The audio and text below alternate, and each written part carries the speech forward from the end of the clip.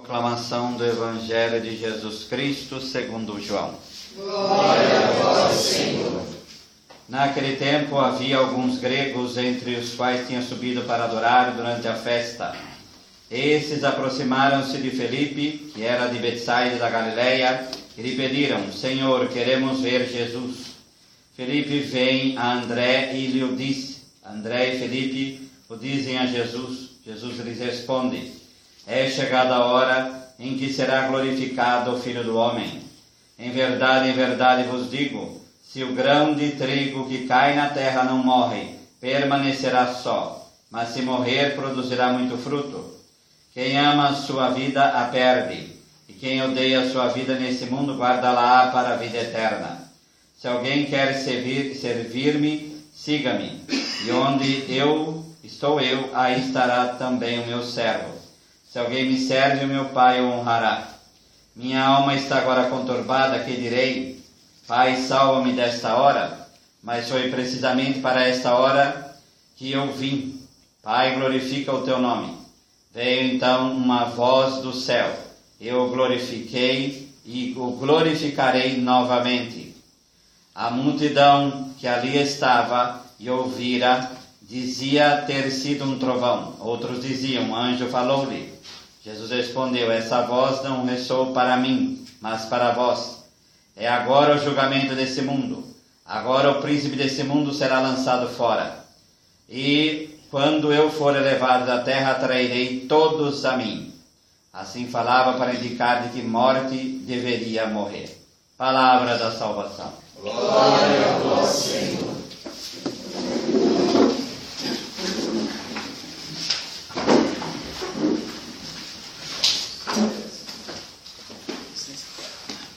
Dá para perceber que esse texto, que é pequeno, é uma verdadeira colcha de retalhos, né? É várias coisas que foram juntadas aqui para explicar o começo do que nós vimos nesse trecho. E qual é o começo? Essa aproximação aí dos gregos. Quem são essas pessoas? Tá? Eles expressam então esse desejo de ver Jesus, representantes então de um mundo amplo. Por que coloca aí? Primeiro, por que eles vão para Filipe? Porque Filipe já começa pelo nome. Filipe é um nome grego, tá? Philos Rupos, que é amigo de cavalo, tá? Aí vai saber que na cultura lá, porque o grande conquistador no ano 333 a.C. de todo o império que foi o Império Grego é Filipe, tá? Quer dizer, o pai, né? Depois é o filho dele que é conquista, que é Alexandre, né? Então, Filipe da Macedônia, ele começa e o filho é que leva esse império. Então, esses gregos, e por isso que o autor do Evangelho vai colocar assim: havia alguns gregos entre os que tinham subido para adorar durante a festa. Esses judeus, quem eram eles? É o que a gente lá, vamos pegar lá Atos 2,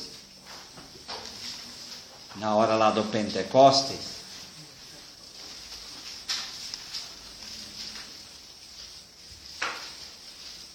Todo mundo conhece esse texto, um decore salteado, né? Entre esses vários que estão aqui, no versículo 11, então tem toda essa tábua dos povos aqui: partos, medos, elamitas, habitantes da Mesopotâmia, da Judeia, da Capadócia, do Ponto, da Ásia, da Frígia e da Panfilha, do Egito, das regiões de Síria, próxima a Cirene, romanos que aqui residem, tanto judeus, é isso que eu quero dizer, como prosélitos. Prosélito não é um povo, viu, gente?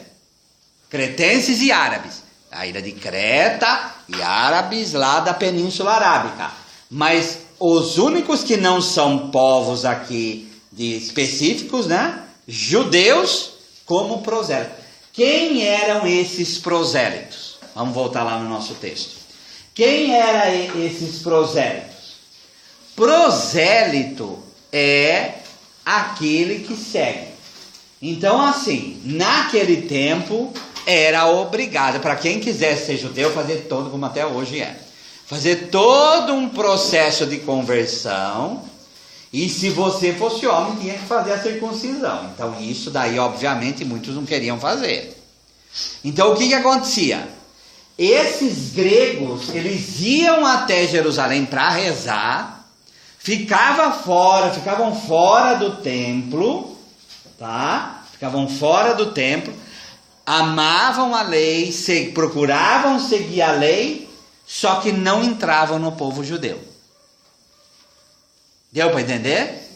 Por causa desse processo. E o que aconteceu? Por isso que a briga de Paulo lá na frente. Porque Paulo, quando começou a anunciar o evangelho, ele foi anunciar na Grécia. E lá tinha muita gente assim. Então ele começou a chamar, tá? E esse povo lá que era a maioria, a minoria era judeu, esse povo que era a maioria começou a ser atraído para o cristianismo. Por quê? Você podia ser verdadeiramente adorador de Deus sem precisar fazer a circuncisão e bastava o quê? O batismo. Ficou claro? Tá? Agora o que acontece aqui? Vamos lá no nosso aqui.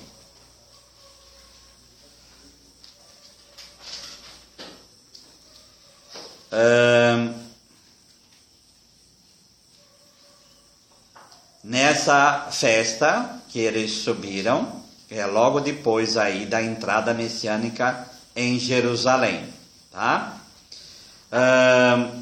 Esses gregos, estes se aproximaram de Filipe, que é um nome, como eu falei, grego, que era de Betsaida da Galileia.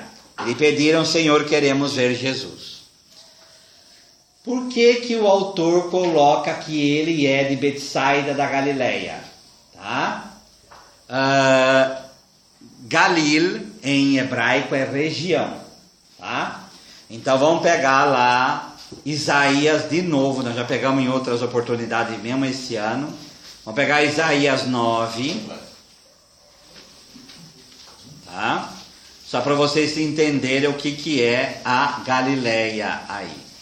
Qual a relação dela aí com os gregos, vamos colocar assim. Tá?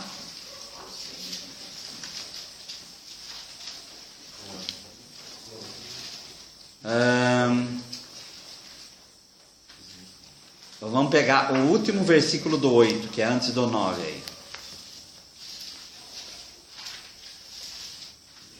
Na Bíblia de vocês já deve estar separado aí. Versículo é o meio do 23.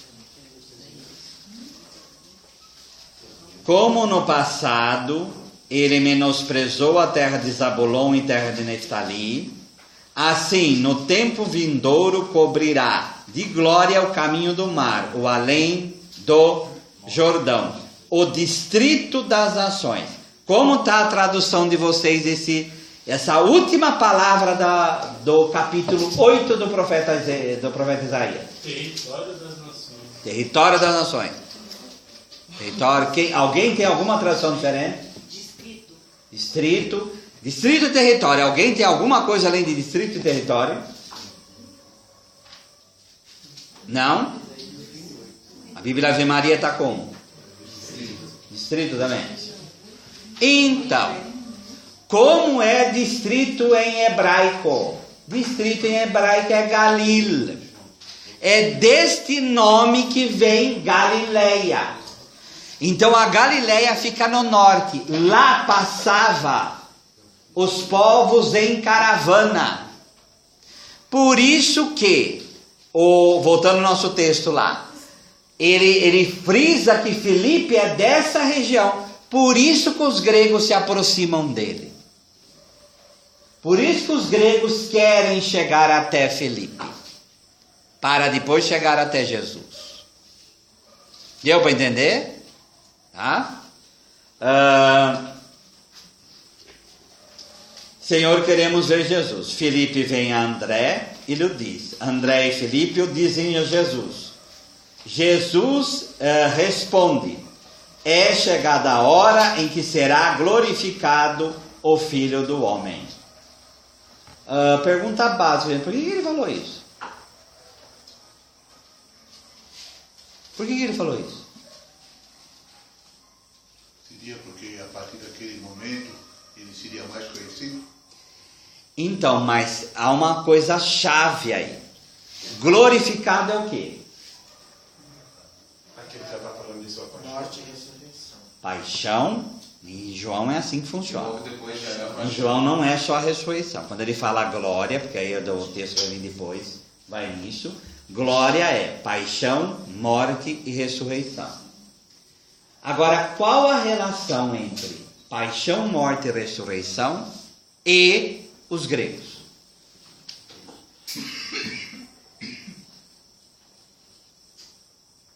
Por que que ele, Jesus, sente, já entrou, já chamaram ele Osana, foi no jubentinho, já entrou, já imediatamente vem essa história dos gregos se aproximar. Por que que aqui, logo depois dele entrar em Jerusalém, ele fala, chegou a hora do Filho do Homem. Filho do Homem, lembra do que nós falamos, né? Toda essa coisa do ser humano, de Daniel, aquela coisa toda. Por que que ele fala que agora é chegada a hora? A hora, lembra lá de Caná, milagre de Caná. Ainda não chegou minha hora. Lembra lá que ele falou para Nossa Senhora? Aqui é chegada a hora. Agora chegou a hora. Por que que a vinda desses gregos faz Jesus falar? É chegada a hora da minha paixão, morte e ressurreição. Porque seria um povo distante que já está acreditando e não aqueles que estavam do lado. Então, chegou a hora... Da salvação para todos. Oi? Da salvação. Da salvação para todos. Vamos pegar Marcos 16.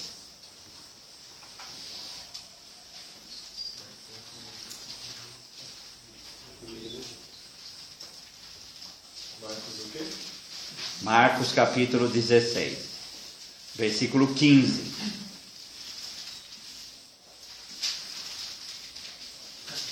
E disse-lhes: Ide por todo o mundo, proclamai o evangelho a toda criatura.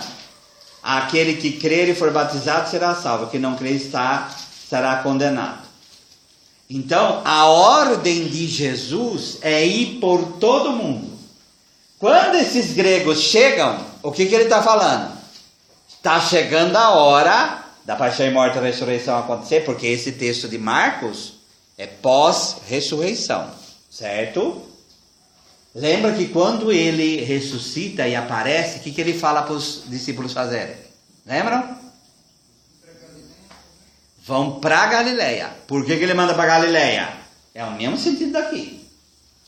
Lá é o lugar de começar o anúncio para o mundo inteiro.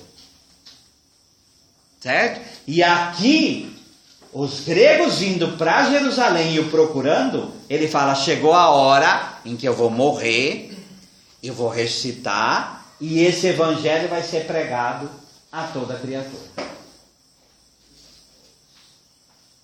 Ficou claro? Tá? Em verdade vos digo, se o grão de trigo que cai na terra não morrer, permanecerá só, mas se morrer, produzirá muito fruto. Então, aqui é a explicação da glória que vem lá em cima. Então, ele está falando que a glória dele é morrer e ressuscitar. Certo? Primeiro, por que grão de trigo? Oi? Aqui na explicação vai falar que André também é um nome grego, né? Por isso que também eles se aproximam de André, né?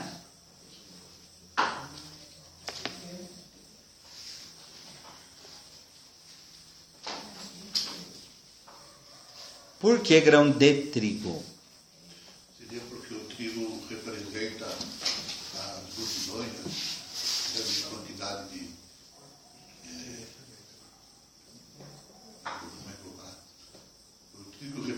significa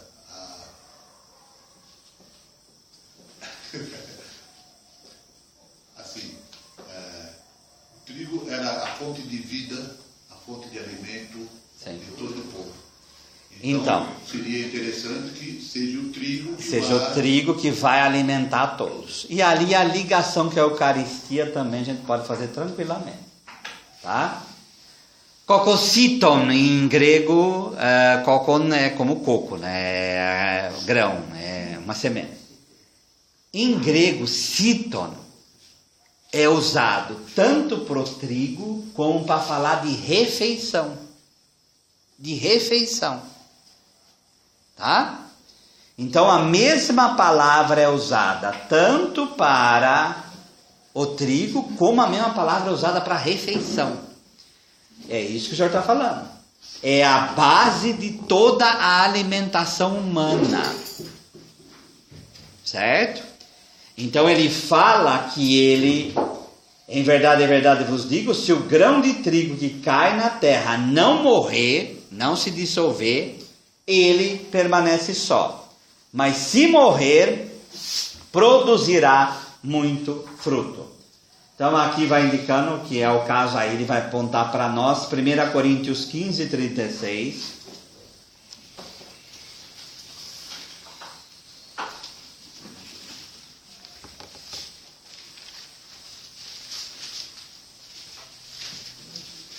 Jesus está falando dele ali. Aqui São Paulo vai falar de cada um de nós. Tá? 35, começando 35. Mas dirá alguém: como ressuscitam os mortos? Com que corpo voltam? Insensato.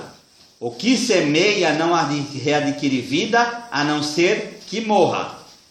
E o que semeia não é o corpo da futura planta, que deve nascer, mas simplesmente o grão de trigo, novamente, ou de qualquer outra espécie. A seguir, Deus lhe dá o corpo como quer. A cada uma das sementes, ele dá o corpo que lhe é próprio. São Paulo está falando da morte de cada um de nós, que como uma semente, a gente morre e não sabe como vai ser esse corpo glorioso. Então a comparação tanto de Jesus quanto de Paulo é a mesma, tá? Então o grão de trigo deve morrer para que produza vida, tá?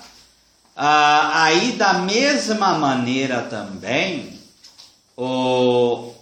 Jesus fala dele. Agora, o que no caso é Jesus falar que ele morre para produzir vida? O que ele está falando? O que vocês acham que ele está falando? Seria o envio do Espírito Santo. Exato. É melhor para vós que eu vá. Porque se eu não for, não virá o Espírito.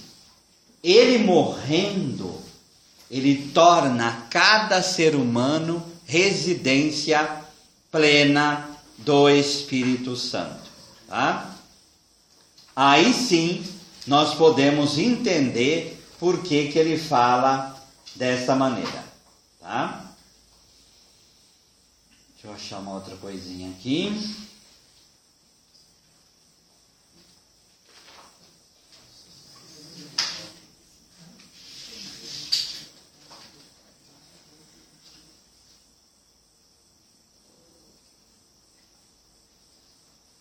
Vamos pegar 2 Coríntios 4, versículo 11, para entender como isso funciona na nossa vida.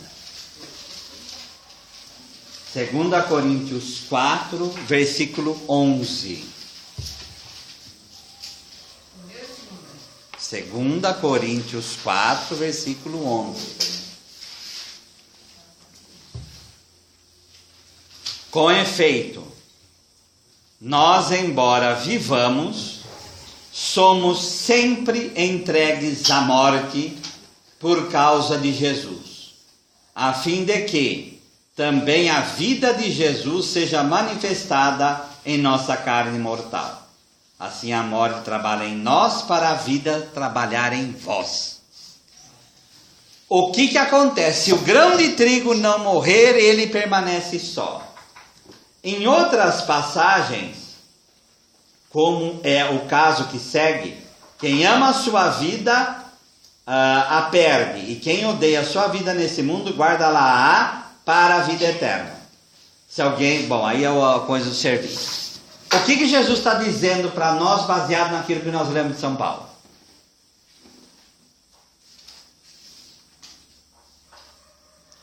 Quem tenta reter a vida, vai perdê-la.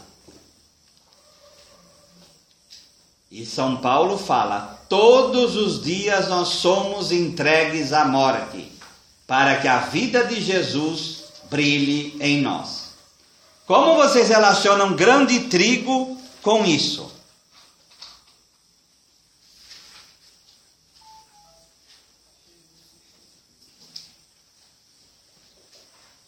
O Espírito Santo estando em nós, somos nós também, grãos de trigo, que vamos morrer para dar continuidade. Então, mas para o Espírito agir, vamos inverter o seu raciocínio. O Espírito agir em nós, ele nos dá a graça de morrer para que cada vez mais ele age em nós. Agora, o que é esse morrer, gente? Porque morrer, nós estamos morrendo todos os dias. Pela via natural, nós estamos mais próximos da morte hoje do que ontem. E amanhã estaremos mais próximos da morte do que hoje. Essa é a via natural. E isso não somos nós. A criança que foi fecundada nesse momento, ela já começou a envelhecer. A vida é assim. Apesar de a gente achar bonito, está crescendo e tudo mais, mas esse crescimento é uma morte. Correto? Sim. Eu estou falando aqui de biologia, isso daqui não é evangelho, é biologia. A vida é isso aí. Tá? Agora, quando ele fala de morte, se o grão de trigo não morrer, ele permanece só. Mas se morrer, produz muito fruto. Em Mateus, que é o paralelo disso daí, que é Mateus 16, 25, pois todo aquele que quiser salvar a sua vida vai perdê-la. Mas o que perder a vida por causa de mim vai encontrá-la. Então, o que é grão de trigo morrer, gente?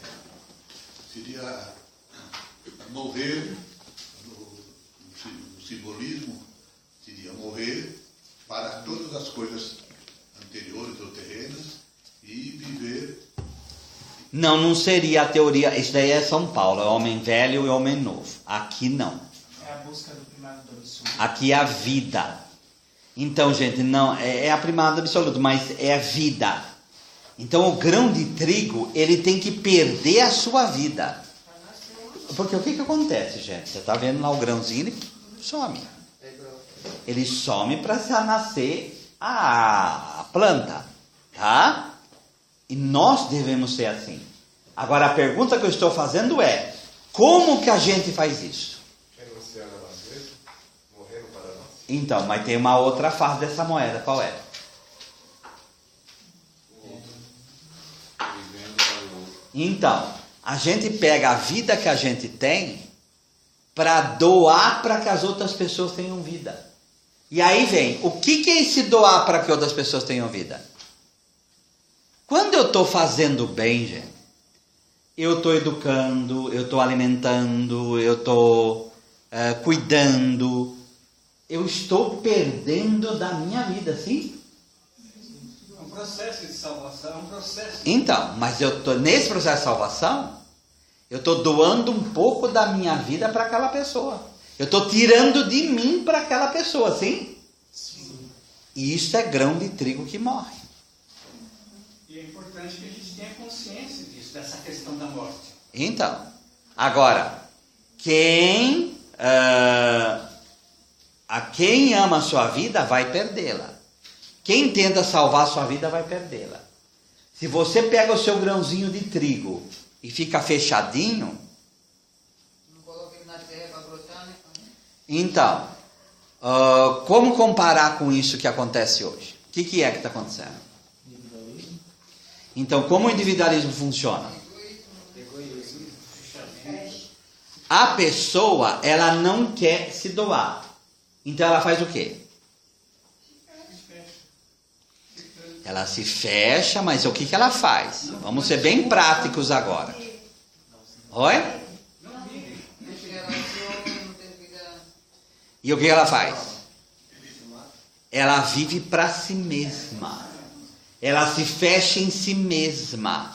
Então, é uma vaidade sem fim. Vive só para se divertir em si mesma. Quer as melhores comidas, quer as melhores roupas, quer uma... o outro, só consigo olhar a mim mesmo. Exato. Só o outro Essa pessoa que tenta segurar a vida na mão, ela está perdendo a vida. Ela está se matando sem se perceber. Agora, aquele que doa, seja fazendo o que for, mãe cuidando de filhos, seja o que for, essa pessoa, ela está encontrando a vida. Padre, é interessante, não? Outro lado da moeda é a questão de ela não vive e não deixa a outra viver. Não dá perspectiva. Olha, é o que nós estamos conversando na teologia hoje. A coisa é mais profunda ainda. A pessoa que vive só para si mesma, esse grão de trigo que quer ficar numa caixinha de ouro, numa redoma de vidro, guardado e bonitinho, ele, para preservar a própria vida, ele começa até a usar os outros para segurar a própria vida. Tá? É os vampiros. Então, porque como a gente está falando de matrimônio hoje, de amor verdadeiro, nós falamos do vampiro. A figura do vampiro é clara para entender isso aí. Ele chupa a vida da outra pessoa. Tá? Obsessão seria isso. Oi? Obsessão seria também matar. Não, e isso não. A obsessão seria uma consequência disso. Sabe de onde vem a palavra obsessão? Obcheco. Ob é logo na minha frente. Checo é cego. Então o obcecado, ele é uma pessoa cega. Quem vive dessa maneira é cego. Quem vive dessa maneira é cego. Tá? Porque ele começa a ver só a si mesmo e aí ele vai cegando para a vida. Aí entra depressão, entra um monte de coisa. Né? É uma vida muito triste. Triste demais. Não vive. Não vive. Não é vida e não percebe. Não vive, está se matando. Tem pessoas, né, que não conseguem olhar nunca que errou, não é, o outro que errou. E através disso acaba inventando mentiras cabeludas, né? Para poder esconder uma coisa que é minha. Eu que errei e eu tenho que culpar alguém por isso. Exato. Isso que você vê muito, cara. Exato. Dentro da sua própria família extensa, né? Isso acontece muito. Eu fico doido com coisa dessa. Não, mas hoje, vamos falar a verdade, a gente está empesteado disso. É empesteado. Como fazer as pessoas enxergar isso, né? Gente, no mínimo que o ser humano tem que fazer é reconhecer que errou. Ninguém está exigindo nada, você está errado, ninguém está julgando, só que, Então, mas vamos usar o raciocínio de Jesus para isso que você está falando. A pessoa, para ela guardar a vida dela, o grãozinho de trigo, ela faz qualquer coisa. E tem pessoa que chega até a via de matar o outro para segurar essa vida na mão. Não é? A palavra serviço e sacerdócio fica longe, né, pai? Ah, sim. A palavra serviço. A pessoa não quer nem saber disso. Agora, nós falando disso aí em praça pública que nós estamos fazendo aqui agora, esses caras são doidos, um bando de doido. Não é, mas fizeram assim com Jesus, imagina com nós. Tá? E a situação que está Mas é. na mão, né? Vamos pegar, aqui vai indicar também o servo sofredor, vamos pegar Isaías 53:10, que é a leitura da semana, da sexta-feira santa, né?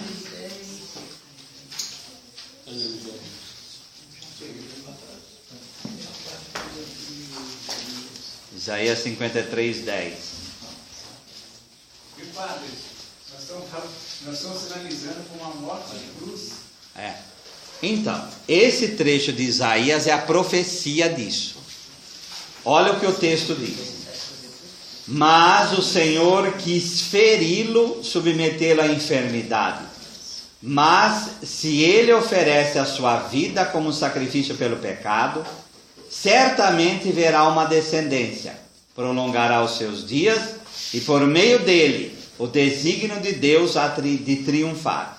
Esse servo, que aqui é a figura do servo, está falando o quê? Que Deus o feriu Mas dessa ferida vai brotar vida, vai brotar descendência. Tá? Após trabalho fatigante da sua alma, ele verá a luz e se fartará. Pelo seu conhecimento, o justo, meu servo, justificará a muitos e levará sobre si as suas transgressões. Ele vai assumir a morte para que outros tenham vida. Eis que lhe darei, esse texto é 500 anos antes de Jesus, viu? Eis porque lhe darei um quinhão entre as multidões. Com os fortes repartirá os despojos, visto que entregou a sua alma à morte e foi contado entre os transgressores. Mas na verdade levou sobre si o pecado de muitos e pelos transgressores fez intercessão. Então ele entrega a sua alma à morte, a sua vida à morte, para que ele leva sobre si o pecado de muitos, para dar a vida aos transgressores, aos pecadores. Tá? Então essa é a profecia sobre o próprio Jesus.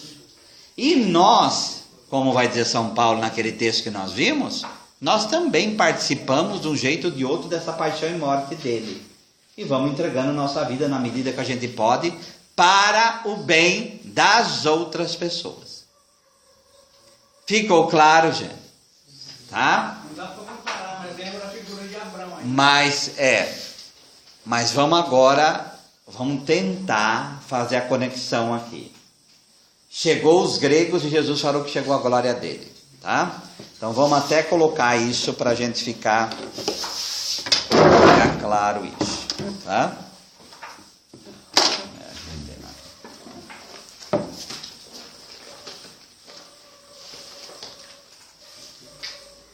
Então vamos lá.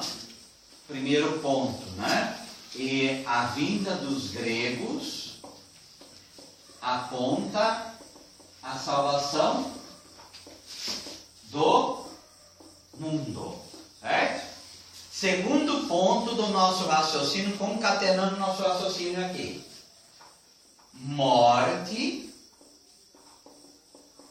E aí a questão do grão, tá?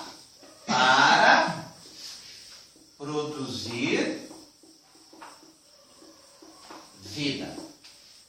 Certo? E isso também aplicado a nós. Certo? Então, essa salvação vai acontecer através da morte do grão. Certo? Porque senão a gente perde a coisa aqui e a gente não começa a entender mais nada. Né? Por quê? Quando a gente lê a Sagrada Escritura, há uma razão porque o autor fez esse negócio aqui, né? Há uma razão porque ele ligou essa coisa dos gregos, a hora, a glória e o grão. Há uma razão, tá? Certo? Então, isso é importante. E é a glória. Tá? Essa palavra glória, ela vai aparecer logo depois lá. Né? Ficou claro, gente? Tá? Porque isso tem que fazer parte da nossa espiritualidade, né? A gente segue os passos de Jesus para fazer a mesma coisa que ele. Tá? E aí vem: se alguém quer me seguir, sirva-me, siga-me, e onde eu estou, aí também estará o meu servo. Tá? Aí vem outra dimensão do que nós estamos falando. Tá?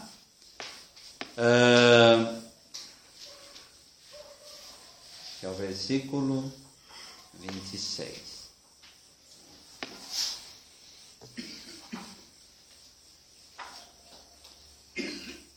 É diaconeu, né? É diácono, né? No serviço das coisas de serviço, né?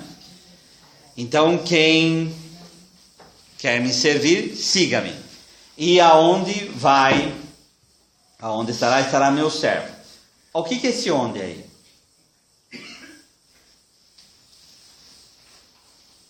Se alguém me serve, meu Pai o honrará. O que é esse onde? A igreja? Não. Na glória. A Bíblia de Jerusalém fala lá embaixo. Ó, lê atrás, filho. A glória do Pai. Tá? Então, esse servir para chegar à glória do Pai. Tá? Então, no capítulo 7, versículo 34 de João, vai dizer assim: vós me procurareis e não me encontrareis, e onde eu estou, vós não podeis vir. Né? Que é o caso. Então, ele fala o quê? Quem me serve vai para onde? Vai seguir para onde eu irei. Tá? Então aí a gente pode falar o quê? Esse servir, tá? Tá ligado a esse produzir vida aqui do grão. Tá? Mas está ligado aonde? Vamos lá para frente abrir o próximo capítulo, né? Que aí fica mais claro isso. Tá? O lava-pés, né?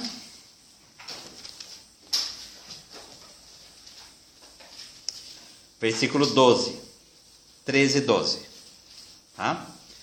Depois que lavou os pés, retomou o manto, voltou à mesa e lhe disse: compreendeis o que vos fiz?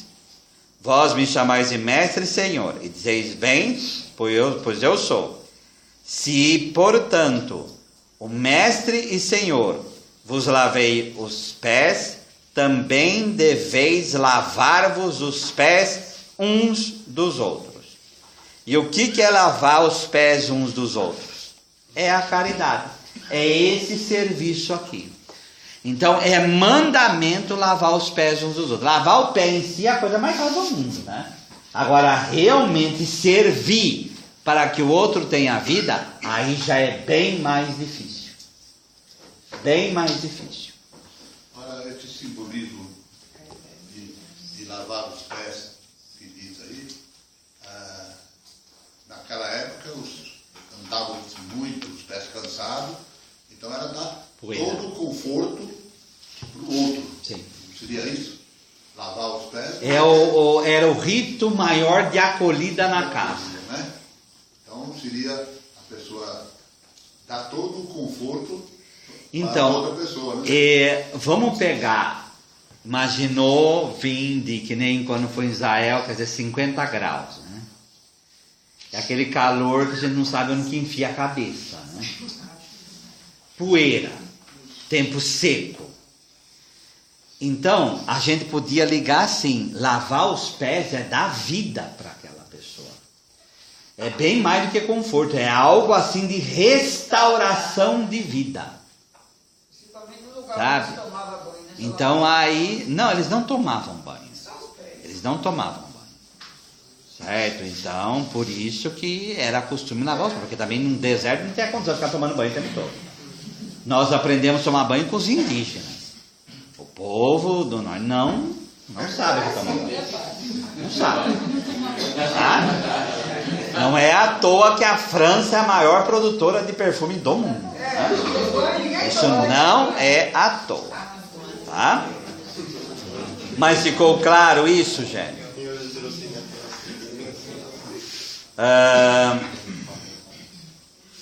Minha alma está agora conturbada. Que direi? Pai, salva-me desta hora. Mas foi precisamente para esta hora que eu vim. De novo o discurso da hora. A hora é a cruz. Tá? A hora é a cruz. A Bíblia de Jerusalém, nessa hora, está mandando para Hebreus. Quem tem a Bíblia de Jerusalém aí? Hebreus 5, 7, 8. Estão vendo aí quem tem a de Jerusalém? Sim. Sabe o que é Hebreus 5, 7, 8? É a segunda leitura de domingo. Então vamos lá. Hebreus 5, 7, 8. Desse domingo agora? Desse domingo. O Evangelho é o Evangelho de domingo. E A segunda leitura, ela se relaciona com esse versículo aí, da alma conturbada de Jesus. Essa coisa dessa angústia que Jesus está passando aí. Tá? Mas neste momento ele já estava fechado, não? Sim. Aqui é o processo que ele está indo, né? Tá? Certo? Hebreus 5, 7 e 8. Capítulo 5, versículos 7 e 8. Eu vou ver o 9 também, já. É ele que nos dias de sua vida terrestre, então Hebreus vai lançar para a vida dele toda, não só para a hora da morte, não. Apresentou pedidos e súplicas com veemente clamor e lágrimas. Então essa angústia que vem, tá? E externada aí por sofrimento de clamor e lágrimas. Aquele que o podia salvar da morte, e foi atendido por causa da sua submissão. O que Hebreus está falando? Aquele que o podia salvar da morte, e por causa da sua submissão. Deus o salvou, o Pai salvou Jesus da morte? Como não? A ressurreição. Quando fala a morte aqui, a vitória não é não ir para a cruz. A vitória é a ressurreição. Então, o clamor e lágrimas de Jesus, a sua oração fervorosa, teve como recompensa a ressurreição. A gente tem que lembrar que ele é o Filho de Deus, não vamos nos esquecer disso. Esse hebreu é um povo. Não, é carta, como diz um autor, não é nem carta nem aos hebreus e não é nada. Então, isso é só o título. A famosa carta aos hebreus aqui é uma grande homilia. Mais do que não é uma carta, não tem remetente, tá mandando para ninguém, sabe? Ninguém assina, é uma homilia a carta aos hebreus. Tá? Mas é uma carta, meu nome carta, não tem problema.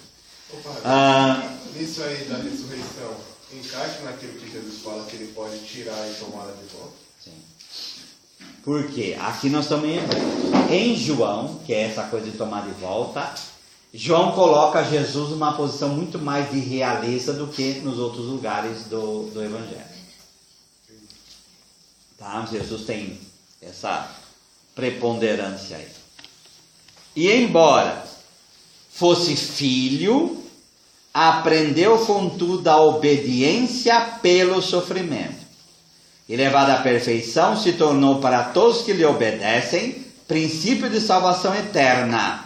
Tá? Então ele, pelo seu sofrimento, ele se torna causa de salvação para os outros. Deu para entender, gente? Ficou claro? Sim ou não? Tá? Então aí a questão da hora, né? Então essa questão da hora. E a hora aí, de novo, é como agora no próximo versículo. Pai, glorifica o teu nome. O que é Pai, glorifica o teu nome? Jesus está falando do Pai, né? Que na Bíblia de Jerusalém fala assim: Jesus se oferece à morte para realizar a obra que glorificará o Pai, manifestando o seu amor ao mundo.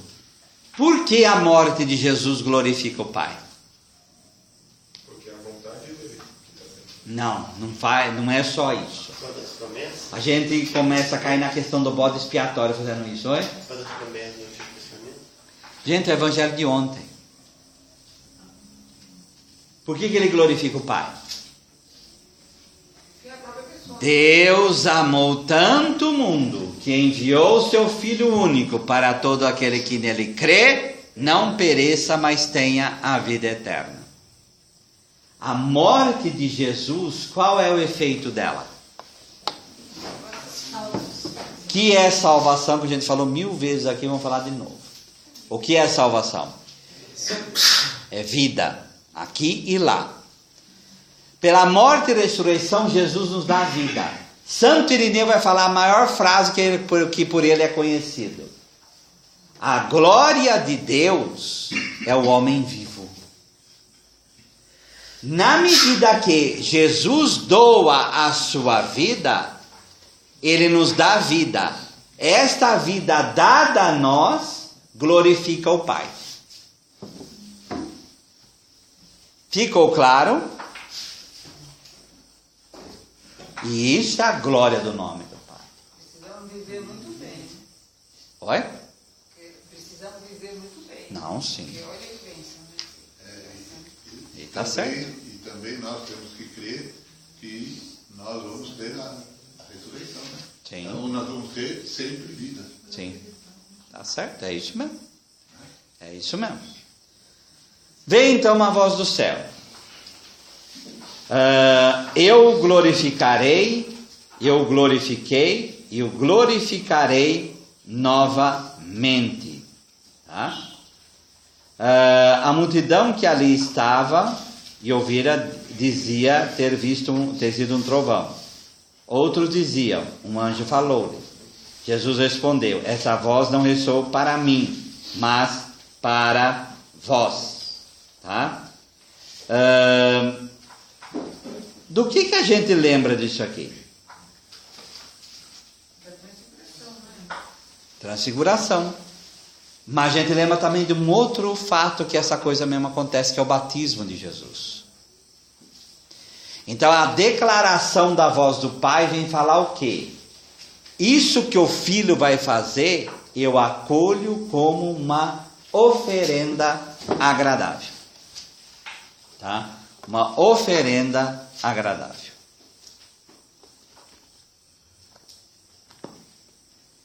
Vou ver que eu notei uma coisa que eu quero ver o que é.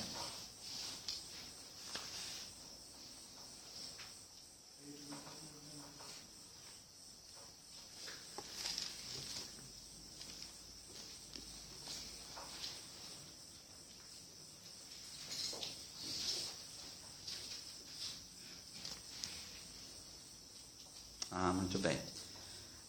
Vamos pegar Êxodo 20, 18.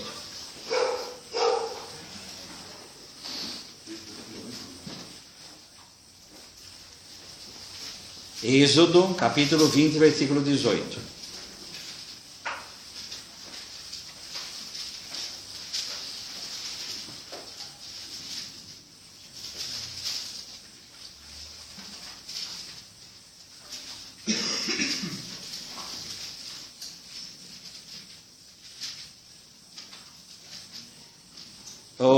Isso daqui foi a primeira leitura da missa do domingo, de 2 domingos atrás, tá?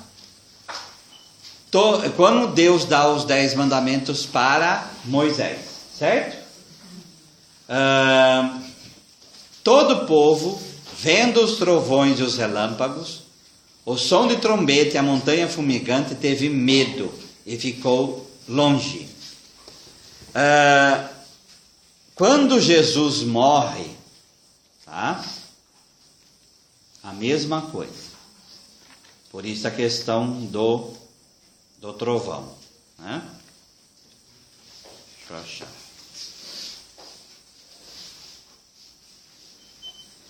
Vamos pegar Mateus.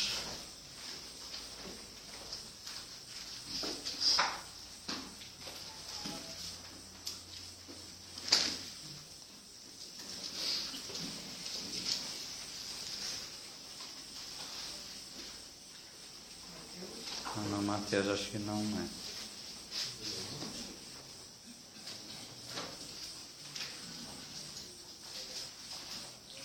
Ah, sim.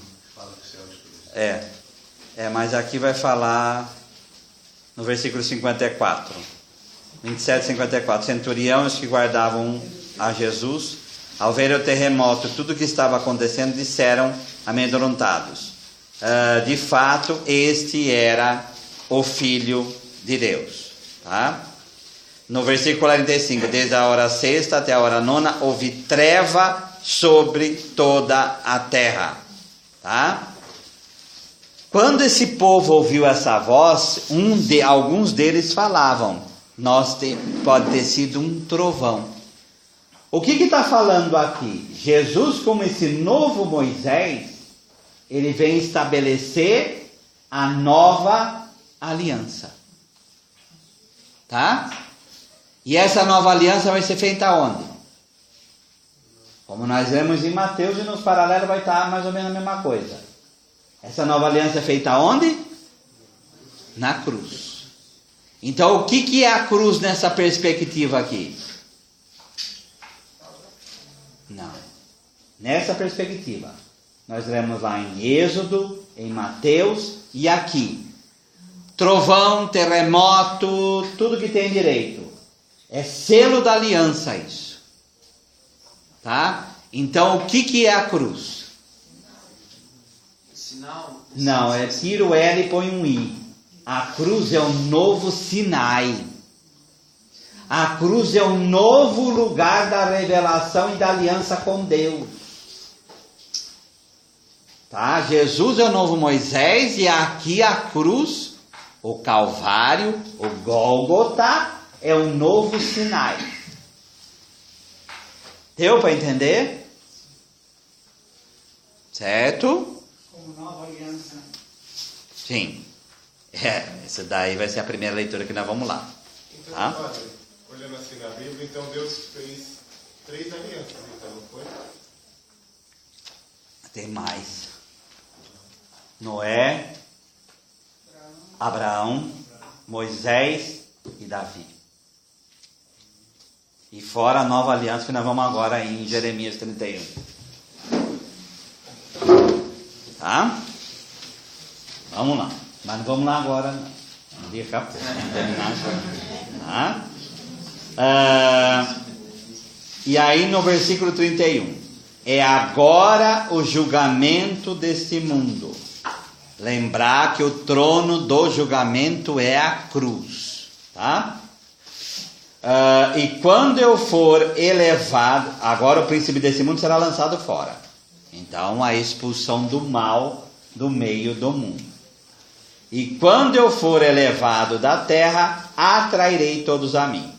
Nós pegamos o evangelho da outra vez e é a mesma palavra, tá? Que é esse sentido de puxar, esse sentido de chamar para si. Vamos pegar 3 passagens bíblicas para ver isso daí. Novamente esse atrair aí, tá? E assim indicava de que tipo de morte deveria morrer. Então 1 João 6,34.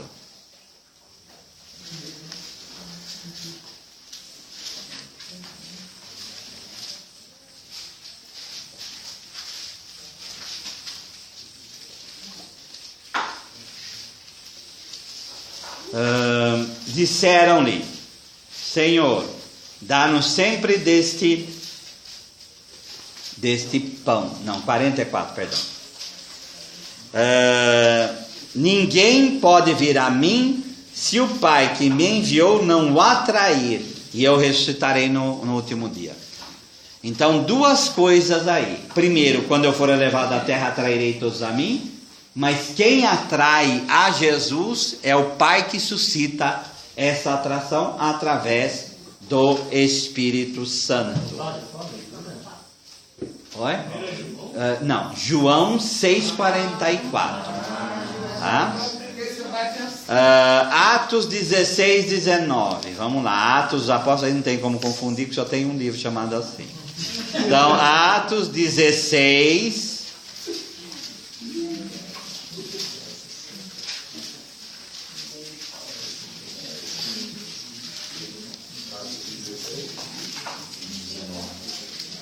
Atos 16:19.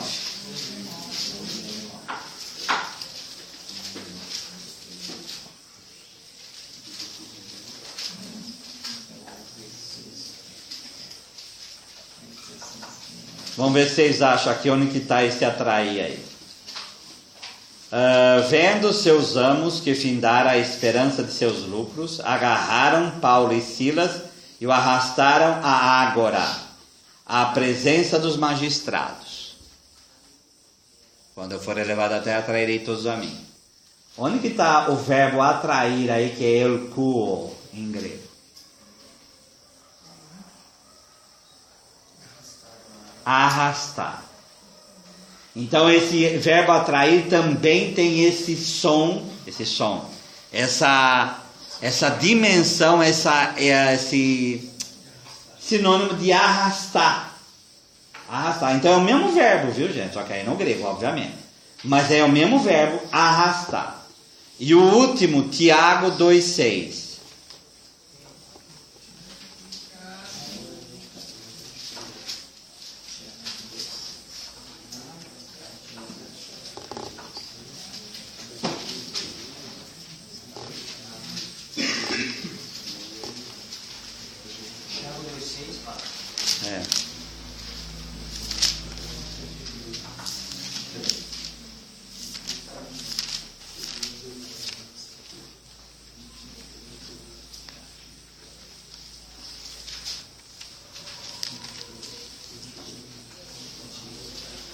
No entanto, vós o desprezais o pobre. Ora, não são os ricos que vos oprimem, os que vos arrastam aos tribunais.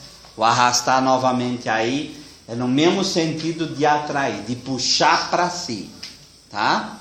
Então, quando Jesus fala, quando ele for elevado à terra, atrairei todos a mim, é esse processo de chamar para si.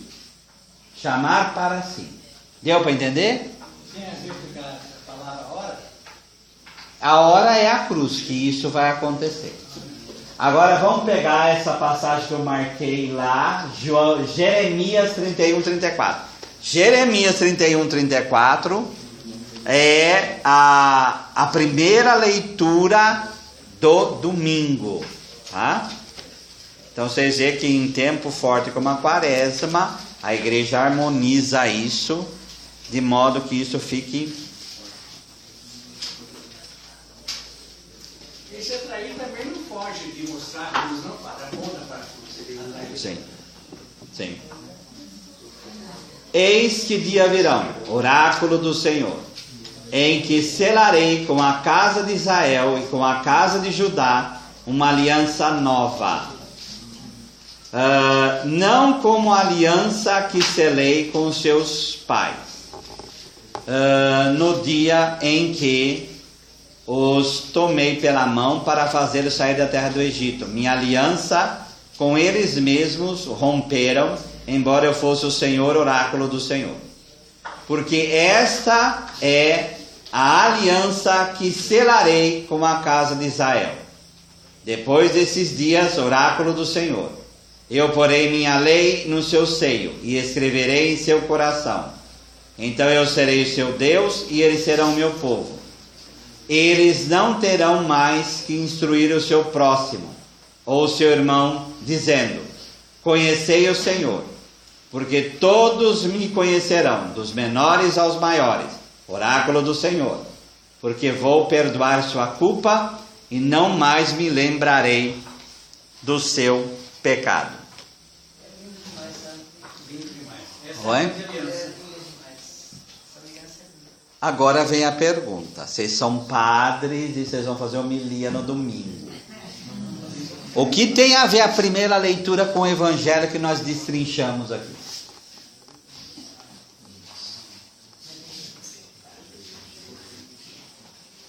Vamos lá?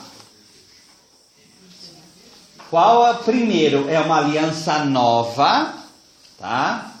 Essa aliança não vai ser como dos pais, porque eles romperam. Porque essa é a aliança que selarei com a casa de Israel depois desses dias. Eu porei minha lei no seu seio, escreverei no seu coração. Não vai precisar mais falar, conhece o Senhor, porque todos conhecerão o Senhor. Vamos estar todos no céu. Oi? Não, a aliança é aqui. Começa aqui. De Jesus, né? Oi? A paixão, morte e ressurreição de Jesus, que é essa nova Então, aliança. mas a característica da nova aliança é que ela não vai ser em pedra não em tábua de pedra, mas na tábua de carne dos corações. Deus vai inscrever a sua lei nos nossos corações. Certo? E quem escreve a lei nos corações é o próprio Espírito Santo. Tranquilo? O que isso tem a ver com o Evangelho?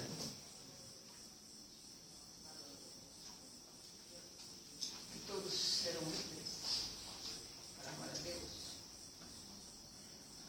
Mas bate com o Evangelho isso? Que está escrito no coração, o coração que indica a liberdade em Deus. Ô padre, aqui que fala que um dia chegará, junta com aquilo que Jesus fala, né? Agora chegou a hora. Sim. Ele é a nova aliança. A nova aliança é a cruz. Tá? Pelo Espírito Santo, que invade pela graça o nosso coração. Tá? Então o começo é isso aí. Mas o que mais? E dentro dele, que ele carregou os nossos pecados, era isso que Deus fala. Já terei perdoado suas culpas e seus pecados, nunca mais lembrarei. Nunca mais lembrarei. O perdão é para sempre. Por causa de Cristo. Sim. O que mais? Isso daí. Então a aliança interna, é a hora, é pela cruz, perdão dos pecados para sempre. Quando se aproximam dele, os gregos, várias pessoas, sempre colocam essa parte. Então eu serei o seu Deus e eles serão o meu povo. O povo que vem. Então, não é só aqui falar com a casa de Israel, é a casa de Judá, mas é essa coisa do mundo todo. Ninguém mais falará para o seu próximo, ou seu irmão. Aqui não fala só o irmão, tá? Mas para o seu próximo também. Tradução, quem que é o próximo? Lucas 10, quem que é o próximo? Quem que é o próximo? Todo mundo. Então, para todo mundo não vai ser mais preciso instruir, porque Deus vai instruir de dentro para fora. Aí entra a figura dos gregos. Quando esses gregos se apresentam buscando Jesus, ele fala, chegou a hora da aliança, porque essa palavra de Jeremias está se cumprindo. Tá? Todos vão querer conhecer a Deus. Padre, eu posso falar assim, que as antigas alianças foram feitas com um povo específico. A partir desse momento da crucificação de Jesus, nessa nova aliança... Então não, há uma teoria que fala que a primeira, a de Noé, não é uma aliança com o povo. Israel não existia ainda. Tá? A aliança de Noé é uma aliança com a humanidade toda. Tanto que os judeus falam que nós estamos na aliança de Noé ainda. Certo? Tá? Padre, uma dúvida. Não me lembrarei mais de seu pecado. Por que o purgatório? Então, o purgatório é exatamente para purificar. Não lembrar do pecado é o quê? Nós temos, inclusive, o purgatório, um meio de perdão total dos pecados. Que é óbvio, né, gente? O que quer dizer não lembrar do pecado? Que Deus vai esquecer? O que quer dizer não lembrar dos pecados? Não cobrar. Aqui, ele deixa de ser aquela coisa do juízo. A misericórdia vai triunfar sobre o juízo. Que é a palavra lá de Tiago. Entendeu? Tá? E dentro desse processo, o purgatório é um instrumento disso. E dentro desse negócio, que o pecado é aquele que Jesus fala, que não olha o pecado e sem o pecado. Sim, sim. E a vitória dele. Porque o que estava acontecendo com esse povo nessa época aqui? Quem morria não chegava até Deus. Agora com Jesus as portas se abrem e o perdão pleno acontece. Tá bom? Isso é a nova e eterna aliança. Nova e eterna aliança. O eterno não está aqui. O eterno vai aparecer nos evangelhos. Mas aí os evangelhos vão chamar que essa nova aliança, ela é eterna. Tá?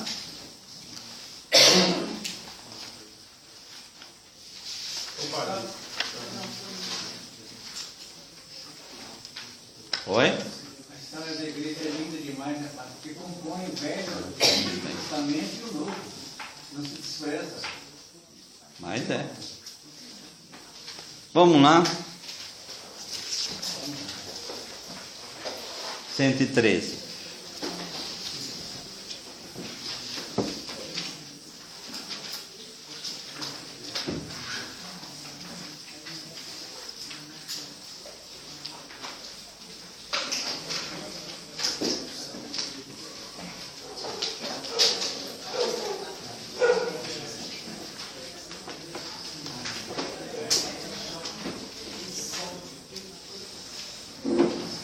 Aborreço a duplicidade, porém amo a tua lei. Tu és o meu refúgio e o meu escudo. Na tua palavra eu espero. Apartai-vos de mim, malfeitores. Quero guardar os mandamentos do meu Deus. Ampara-me segundo a tua promessa, para que eu viva. Não permitas que a minha esperança me envergonhe. Sustenta-me e serei salvo, e sempre atentarei para os teus decretos. Despreza-me os teus decretos, porque falsidade é astúcia deles. Rejeitas como uma escória todos os ímpios da terra. Por isso amo os teus testemunhos. Arrepia-se-me a carne com o teu teologia e temo os teus juízos.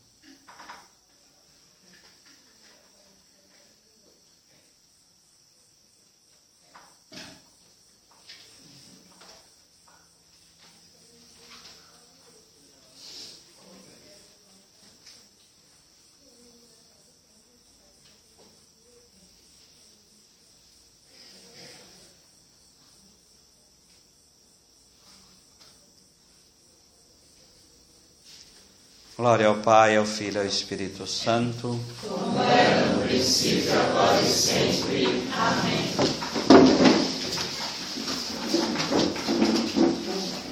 Entregando nossa vida nas mãos do Deus que é misericórdia, rezemos a oração que o Senhor Jesus nos ensinou.